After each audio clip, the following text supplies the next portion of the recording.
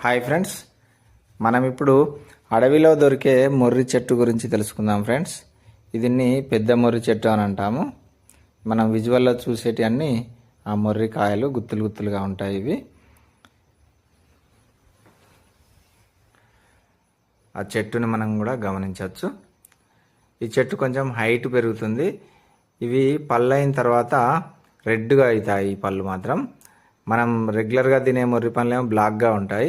ఈ పెద్ద మొర్రి పండ్లు మాత్రం రెడ్గా ఉంటాయి, స్వీట్గా ఉంటాయి ఎక్కువ. ఈ మొర్రి పళ్ళని తిన్న తర్వాత మిగిలిన గింజల్ని ఎండలో ఆరబెట్టిన తర్వాత వాటి గింజలని పగలగొడితే పలుకులు వెళ్తాయి ఫ్రెండ్స్. అవి ఇంకా స్వీట్గా ఉంటాయి. మనం వీటి ఈ పలుకులని సూపర్ మార్కెట్లో కూడా మనకు అందుబాటులో ఉంటాయి, తీసుకోవచ్చు.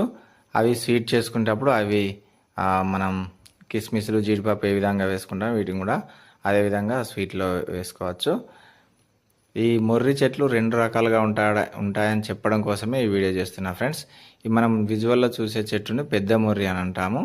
ఎందుకనంటే ఇది జూలై మాసంలో పూలు పూసి మార్చిగా వచ్చేసరికి ఈ పళ్ళు అవుతాయి ఫ్రెండ్స్. 6 months పడుతుంది ఈ పళ్ళు రెడీ అయ్యే వరకు.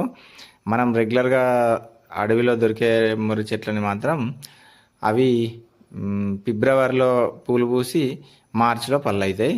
అవి 2 monthsలోనే కంప్లీట్ అయిపోతాయి.